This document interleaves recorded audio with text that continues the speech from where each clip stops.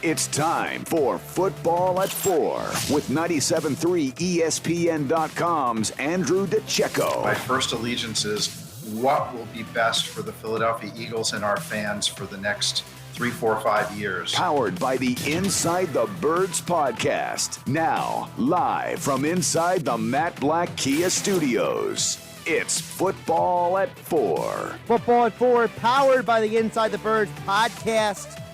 Latest edition dropped this morning. Adam Kaplan, Jeff Moshe, the latest on Joe Flacco, who was introduced to the media today. Also, you can catch on there the latest intel about the Eagles' defense, free agency, and more. Also, we have Q&A on the podcast as well. But joining us every Thursday here on 97.3 ESPN is Andrew DiCecco, and his appearance being brought to you by Dr. Lyle M. Back for everything from skincare to cosmetic surgery. Go to iloveLyleBack.com or call 856-MAKEOVER for Dr. Lyle M. Back, proud sponsor of Football at 4. And as all guests, Andrew appears on the Boardwalk Kind of Hotline. Andrew, how you doing on this Thursday?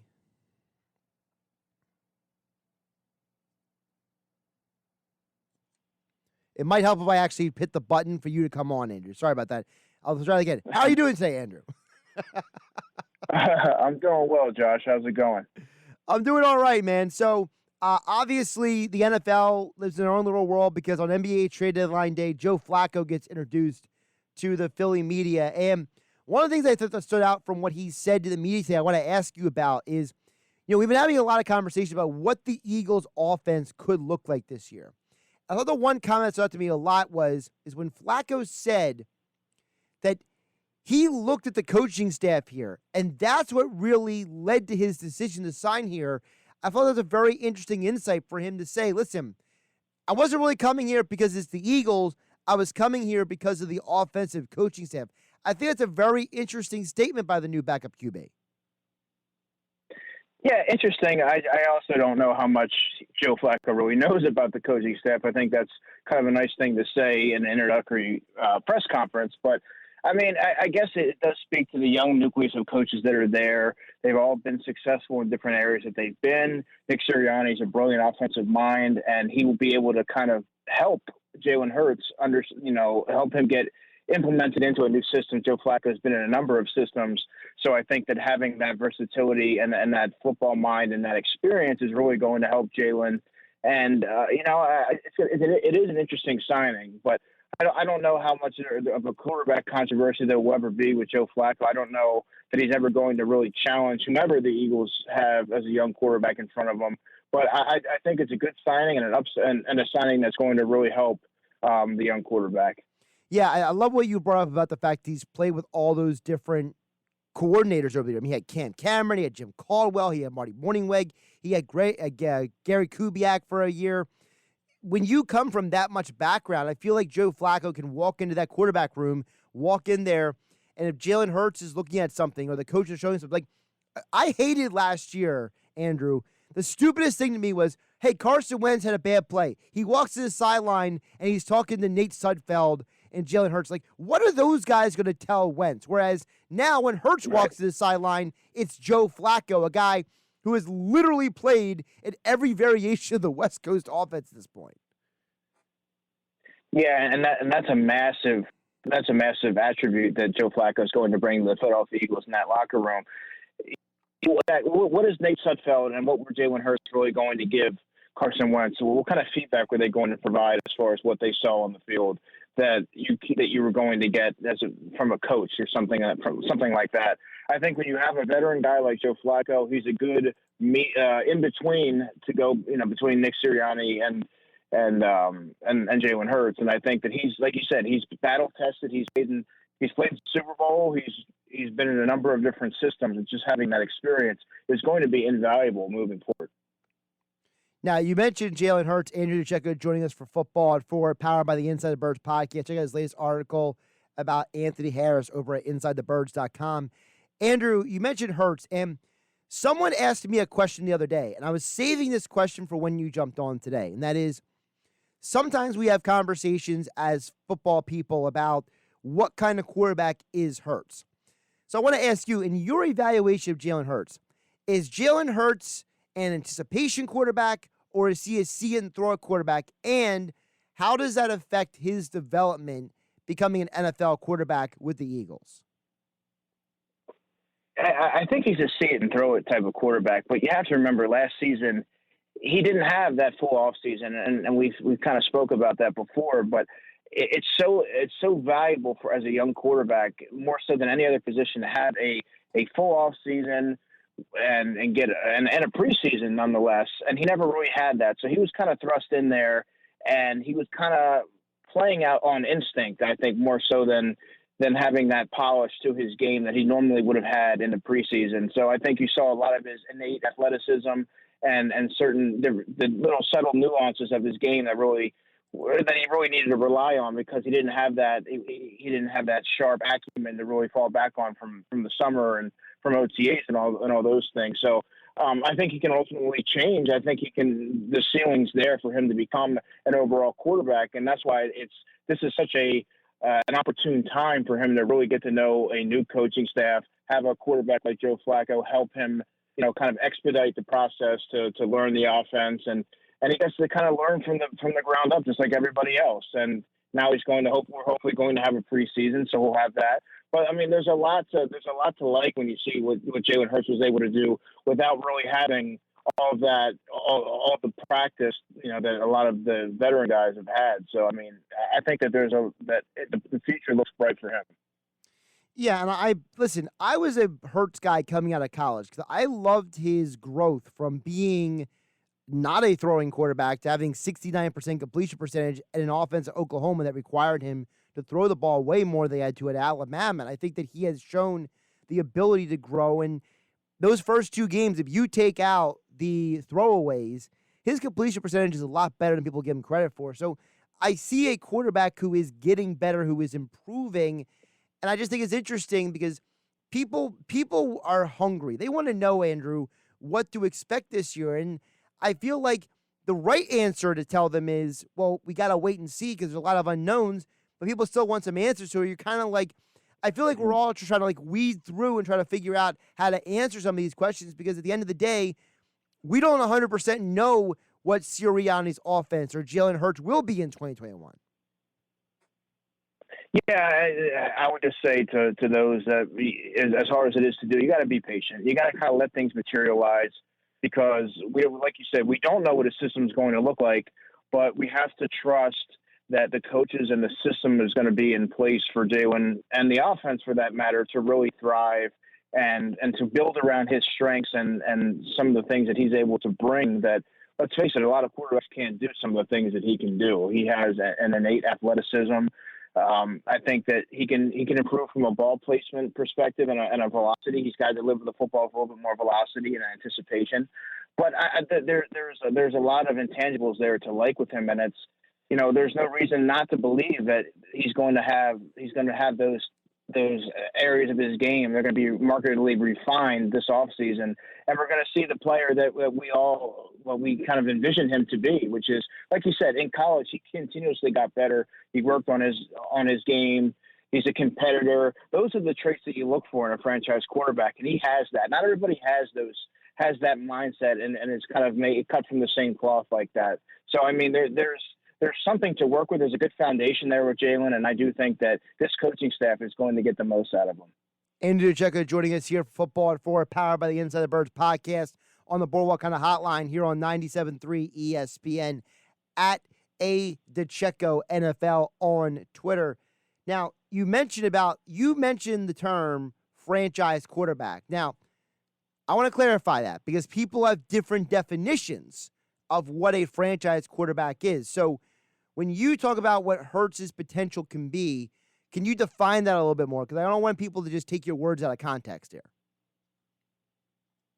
Right. And when I mean franchise quarterback to me means the face of the franchise. The offense runs through him. He's going to be a big game quarterback, someone who's going to put the game on his shoulders, a playoff, will a team to the playoffs and hopefully beyond. That's a franchise quarterback. Everyone else that doesn't fit that mold to me is more so just an average quarterback. They're not the face of the franchise. They're guys that are continuing. Teams are obviously looking to replace every season. And there's countless examples across the NFL of guys that fit that mold of just the journeyman or just the replacement level starters. And I don't envision Jalen to be like that. I happen to agree with you, which leads me to my next question. I want to expand upon a conversation you and Mike Gill had on Tuesday's edition of Football at 4, because you mentioned the fact that you would take Justin Fields over Jalen Hurts, for example, in this draft. And I agree with that 100%. And part of the reason why I agree with you on that is not as much about Fields, but as much as the fact that when I look at Hurts and I compare him to Trey Lance, Zach Wilson, and Mac Jones, I just don't feel like those guys are so much better than what Hurts brings to the table. I feel like people look at Hurts and they say, well, he was a second-round pick, and they almost like hold that against him. People forget, right, Andrew, that, listen, quarterbacks are drafted high all the time. I mean, do we remember guys like E.J. Manuel and Jamarcus Russell? Guys are overreached all the time. So just because one guy's a second-round pick and another guy's a first-round pick doesn't mean the first-round pick is always better automatically than the second-round pick. Yeah, I mean, I think sometimes folks get enamored with the title of a first-round quarterback, but yeah, it's great to be selected in the first round, but you ultimately have to – that's just the beginning of it. You have to take that skill and you have to continue to expand on that. There's countless examples of guys that were taken in the second, third, fourth, and you look at Tom Brady, obviously it's a classic example of someone who's taken in the sixth round, and it's all about improving your game and making the most out of your opportunities when you get that chance. And yeah, he has that second round stigma, so to speak, but there's many people before last year's draft that thought that, and I was one of them, that anticipated him being a riser. I thought he was a top 50 player on my draft board, and it wouldn't have surprised me to see a team like the Patriots who were interested in him. I thought that they would have been a sneaky pick to maybe take him at the back end of that first round. But, nonetheless, yeah, I think that going to your point about Justin Fields, he's the only other quarterback that I can say, besides Trevor Lawrence, that is decidedly better than Jalen Hurts in nearly and seemingly every facet of the game. Those other ones, yes, Zach Wilson and Trey Lance, they have intriguing intangibles, but they both come with question marks, just like Jalen. And throw them into an offense, and they're going to have the same struggles that Jalen had. And there's going to be the same questions about them going in the next offseason. So I think you really owe it to Jalen Hurts to really give him a chance to be successful.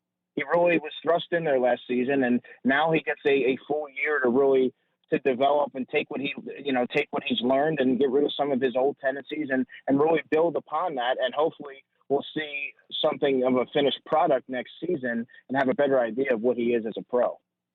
Yeah, and listen, just to focus on the other quarterbacks for just a minute, aside from Hurts, it's not that I personally, like, for example, people like to poke fun at me because I was so anti-Mitch Trubisky a few years ago. I was ripping him from here to Kingdom Come, just over the top ridiculously, but I felt very strongly about it. And I don't per se hate Trey Lance, for example, but I feel like he has limited amount of experience. I don't hate Zach Wilson, but I feel like the two shoulder injuries combined with the Coastal Carolina game are some red flags for me. And I have to wonder, is Mac Jones and guys like him and Kyle Trask, are they system quarterbacks? Are they byproducts of their system? So to me, that's my negative with them. I don't hate those guys, but I just think if you already have Jalen Hurts, those three guys don't bring anything to the table that makes you turn around and say, no, I need that guy.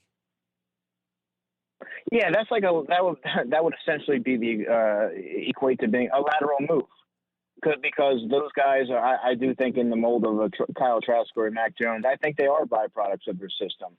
And really, how much better are they right now as a prospect than Jalen Hurts is? That you can justify spending premier draft capital on getting one of those guys and bringing him in, and then you have another quarterback controversy.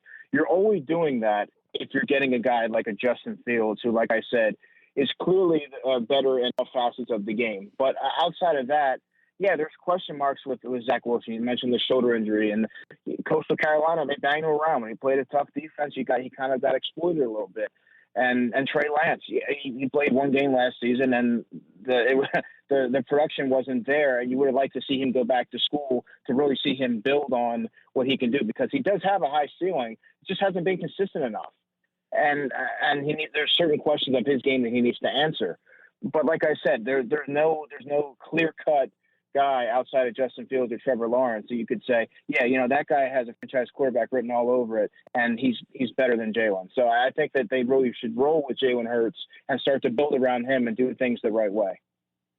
Andrew DiCecco here, Football at 4, powered by the Inside the Birds podcast at DiCecco NFL on Twitter. His latest over at InsideTheBirds.com is a scouting report on the new safety, Anthony Harris. And that's where I want to go to on the defensive side, Andrew, because I know a lot of people, if you go by the mock drafts out there, everyone's basically projecting the Eagles to go either a wide receiver or some sort of offensive player in the first round, whether it's Kyle Pitts or Jamar Chase. So that leaves the second round and the third and the fifth round picks to potentially be defensive players.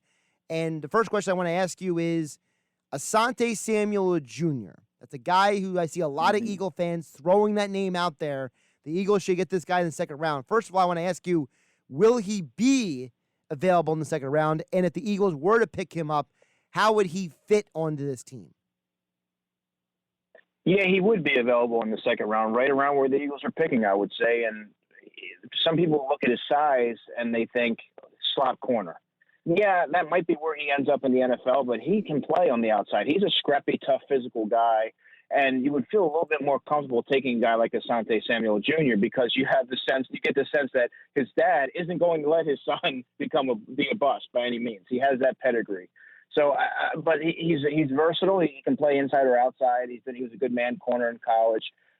That said, he has some limitations as far as size. And I think the Eagles, if you really look at Jonathan Gannon and the defensive backs that he's had success with, the Xavier Rose, the Rocky Sins, and players of that mold, they tend to be the 6 foot and above and have a lengthier frame and they're physical. And that was why I would look at somebody like an Eric Stokes, a J.C. Horn at the end of the first round, should they decide to trade down. There's going to be a lot of guys at the end of the first, early second that are going to be in play. But that's kind of where I would stand with him. Do I think he's just a slot corner? No, but I think that he has limitations if he's going to be on the outside. And they already have a smaller corner in Avonte Max that they tried to pigeonhole as an outside corner, and it didn't quite work out. So I think that they really need to go into this with the mindset of get a prototypical size corner. There's a lot of really good ones in this draft, and you don't want to mess that up. You mentioned J.C. Horn. He's a very interesting case to me as a prospect because he had some really huge flashes in college, but I'm not 100% sure what is his position in the NFL, because I feel like is he a corner? Is he potentially a safety? What do you think his potential is in the NFL? Because he's another guy that a lot of people are throwing his name out there. Yeah, I think he's a boundary corner at the next level. Very, very athletic, good, terrific match mirror technique. But I would say that sometimes, and I really like that he has that alpha mentality, which is a lot of what the great corners, the Jalen Ramseys and those type of guys, they have that mindset. And sometimes that was to his detriment. It can be to a defense's detriment. And sometimes that was to JC's detriment because he gets flagged. He's a little grabby. He gets flagged a lot, and that's not going to fly at the next level. So there's certain things that he's going to have to alter in his game because it's not going to cut it at the next level. But I mean, I do like his physicality, and he does fit that mold. I believe he goes about 6'1", 205. And that fits the Jonathan Gannon mold. So I mean, if they do decide to trade down, they won't be able to trade down too far to get JC, because remember, Caleb Farley is going through that back procedure, so he's going to probably tumble out of the first round. So now it bumps up JC Horn as that second corner. So it's going to be interesting to see what happens there. Now the Eagles have 2 third-round picks, 2 fifth-round picks. They could stick with those picks, or they could trade up into the end of the second round. So who are some guys who would be available in the late second round or in the third round that the Eagles can target on the defensive side that makes sense for, as you put, Jonathan Gannon, what he wants to do with that defense? Yeah, I mean, I would say Elijah Molden, the corner from Washington, would be a big one for me. And what he does is he kind of reminds me of Tyrann Mathieu, the Honey Badger. And yeah, a lot of folks might be thinking they don't need a nickel corner. Well, they were looking at, they sniffed around the 49ers nickel corner, the 30-year-old, and so it made me kind of think that maybe they have plans to move Avonte Max to safety, and they can use this guy, Elijah Molden, who is pro-ready and a plug-and-play option right off the bat. that he can play. He can play all around the secondary and as a positionless type of player. So he's someone that I would look at. The defensive end, Rashad Weaver from Pitt, is another guy that I really like. The Eagles really need. They have Derek Barnett, who's a bit of an enigma. They have Brandon Graham, who's getting a little long in the tooth, and they have Josh Sweat, who's a little bit limited as far as the snaps that he can shoulder due to his injury history. So they really need to continue to get younger on the defensive end, at the defensive end position. I think that you look at Pitt's defensive line, and Jalen Twyman, the defensive tackle, he's another guy that I'm really high on. That the Eagles need help there. They can get him probably in the 4th round. But Rashad Weaver would be a nice play, a nice pickup in the 3rd round. Andrew DiCecco joins us every Tuesday and Thursday for Football at 4, powered by the Inside the Birds podcast. Latest edition with Adam and Jeff Mosher. Adam Kaplan will join us tomorrow on Football at 4 here on 97.3 ESPN. And as all guests, Andrew appeared on the Boardwalk on the hotline. Andrew, before I let you go, I am turning this into a theme with everyone who comes on. How do you like your coffee, and what is your coffee preference? I ask this because I'm finding myself more and more, if I do go out and get coffee, I'm getting either the Cuban dark roast or the 100% Colombian. So, if you go out and get coffee, where do you go? What is your preference? How do you like your coffee? I want some details here. I like the Colombian. I'm kind of in that similar mode. I like my cold brew. And then depending on the day, sometimes I'll just drink it black. It depends. Okay, so you're not one of these guys who likes the fancy drinks. I'm glad to hear that, because I'm always kind of no. I'm always kind of wondering, like if you ever, like, for example, if you ever go to Wawa or Starbucks and you see people like with their orders and you're like, are you getting coffee or are you getting like French vanilla flavors with coffee? Like, you know what I mean? Yeah, I'm not sitting there. If I can't pronounce it, I'm not getting it. You know what I mean? Like, I can't justify getting it. I'm a simple guy. I like my coffee. As long as it's strong, I don't really care. I like that. If I can't pronounce it, I don't want it. That's the line of the day so far. He's Andrew DiCecco at DiCecco NFL on Twitter, and as all guests, he appeared on the Boardwalk Hotline. Great stuff today, Andrew. Have a good one. My pleasure, Josh. Take care, man. Josh Hennick here on the Sports Bash on 97.3 ESPN. Don't forget, Football at 4 is being brought to you by Dr. Lyle M. Back. For everything from skincare to cosmetic surgery, go to iloveLyleBack.com or call 856-MAKEOVER for Dr. Lyle M. Back, proud sponsor of Football at 4. A lot of great stuff there from Andrew